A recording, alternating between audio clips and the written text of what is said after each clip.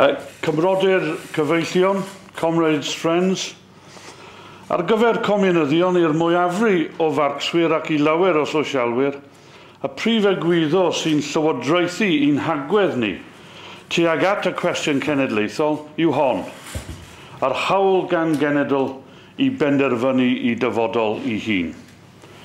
Dyle pob genedl fod yn rhydd I ddewis bywyd gwleidyddol ar wahân, annibynnol, gyda gladwriaeth sofranaidd fel y mynohi. For communists, most Marxists, and many socialists, the paramount principle determining our approach to the national question has traditionally been summed up in the slogan, the right of nations to self-determination. All nations must be free to choose a separate, independent political existence with a sovereign state of their own, should they choose to do so. This was the principle adopted at the 1896 London Congress of Socialist and Trade Union organizations, elaborated by Stalin for the Russian Bolsheviks in his articles Marxism and the National Question in 1913, and subsequently defended by Lenin against Karl Kautsky, Rosa Luxemburg, the Jewish Workers' Bund, and the so-called Austro-Marxists. The principle was enunciated as capitalism was entering its final and highest stage, that of imperialism, the era of imperialist wars, anti-colonial revolts, and socialist revolution.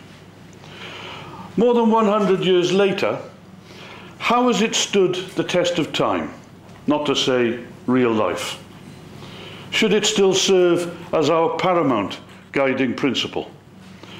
After all, it is a principle or slogan that is used by the imperialist powers to attack, weaken and divide states that obstruct imperialist interests and so defy imperialist hegemony.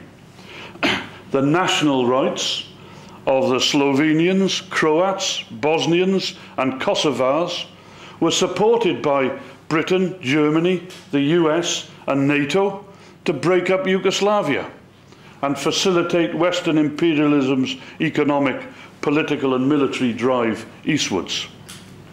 The national rights of the Chechens, Georgian Ossetians and others have been invoked to justify the division and destabilization of Russia, a continuation, it could be argued, of the process that broke up the Soviet Union.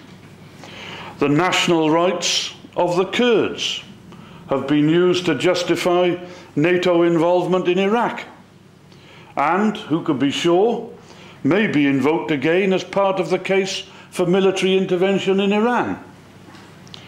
The national rights of the Tibetans and of the Uyghurs in Xinjiang province, or East Turkmenistan, as the separatists would have it, are trumpeted today to discredit and undermine a united sovereign China.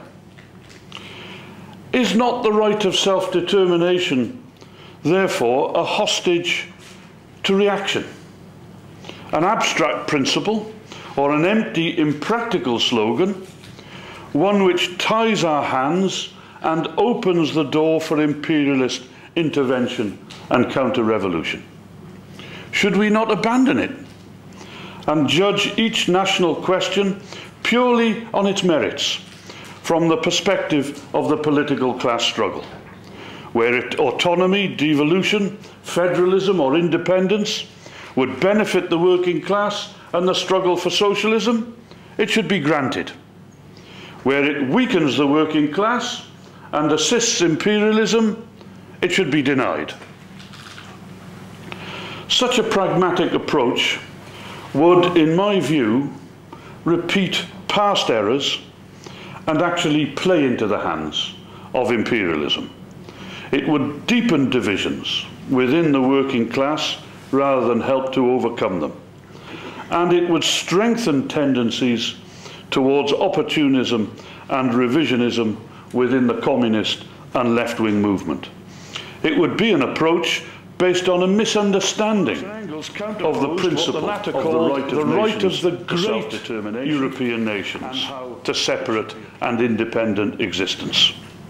Some had already exercised that right, notably England and France, while others, such as the Poles, Germans, Italians and Hungarians, were struggling against imperial rule to do so. The remnants of peoples, on the other hand, had shown no such energy and could therefore claim no such right to national self-determination. They would never become nations and embark on their own path of independent, capitalist and democratic development. Instead, civilization would be imposed upon them by the great historic nations. With incredulity, for instance, and it hurts me to repeat this, Engels noted that according to the principle of nationalities, the Welsh and the Manxmen, if they desired it, would have an equal right to independent political existence, absurd though it would be, with the English. This was the position he had elaborated for the International Working Men's Association at Marx's request in a series of articles in 1866 under the title, "What Have the Working Classes to Do with Poland?" It was a harmful, potentially disastrous approach. It cut across the slogan of the manifesto of the Communist Party, "Workers of all lands unite," and undermined the credibility of the First International's appeals for international working class solidarity. In particular, it detracted from their ideological struggle against great nation chauvinism among the workers of the big and oppressor countries, enabling the German socialist leaders, Karl Kautsky and Edward Bernstein, later to develop their case for a supposedly benign and civilizing imperialism. It also assisted nationalists in the small and oppressed nations to portray the democratic and working class movement as hostile to national aspirations, and provided more space for the imperialist powers to pose as the true defenders of the rights of small nations, as of course some went on to do in the great imperialist war of 1914-18. Marx and Engels had in effect devised a Darwinian law of national survival of the fittest and applied it statically in a particular era of capitalist development. Nationalities that had not achieved statehood by the 1860s and were not even struggling for it would never achieve it. They would remain marginal until their dissolution into one of the great historic nations. Such a prognosis is understandable, given the times through which Marx and Engels were living. How long could any nationality survive as a semi-feudal outpost in societies being transformed by the phenomenal productive forces of capitalism? Forces, moreover, commanded by the national bourgeoisie of each historic nation, striving for and utilizing state power. One legacy of this approach on the left has been to overemphasize the possible transience of nations and in particular nationalities, even though many of the latter have so far survived two historical epochs without a national state of their own. Yet even the wrong prognosis of Marx and Engels need not have ruled out the possibility of formulating a comprehensive policy on the national question for the working class movement as part of its democratic programme. They did not do so, perhaps fearing that even national demands short of independence would stimulate reactionary nationalism among what they regarded almost by definition as historically reactionary nationalities.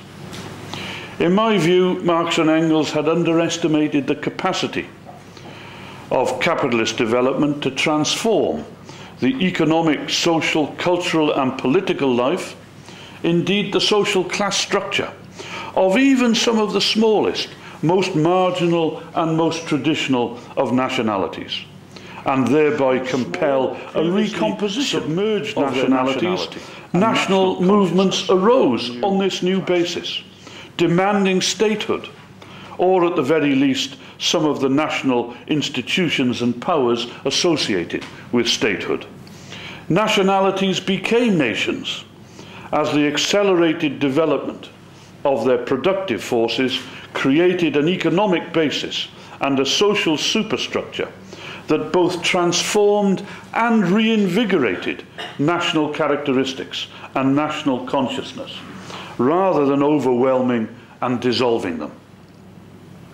Other small nationalities, of course, were either bypassed by this surge in capitalist development, or it occurred in conditions which restricted the emergence of a native capitalist class and intelligentsia, or militated against them identifying their interests with the foundation of a national movement, national institutions, or an independent state of their own. In other words, rapid economic development can, in certain conditions, serve to integrate a nationally distinct area and assimilate its people more fully into the dominant state and national identity. Some nationalities fail through underdevelopment or through rapid development of an unfavourable kind to transform themselves into nations and thus face extinction as nationally distinct peoples. Is it pessimism, defeatism, or realism to see this as the inevitable or likely future of, say, the Cornish and Breton nationalities? And what, for example, of the Manx people, whose national cultural characteristics have all but disappeared, and whose statehood exists primarily to serve the interests of an offshore rentier and British capitalist?